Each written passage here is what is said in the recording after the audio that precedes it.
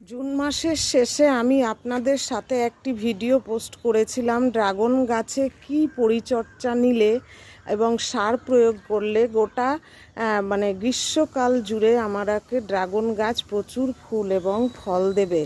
তার এই দেখুন সেই সার প্রয়োগের পরে আমি আপনাদের গাছটাকে দেখাই, তার রেজাল্ট দেখুন, ফলাফল দেখুন, আমার গাছে কত ড্রাগন ফুল এসছে।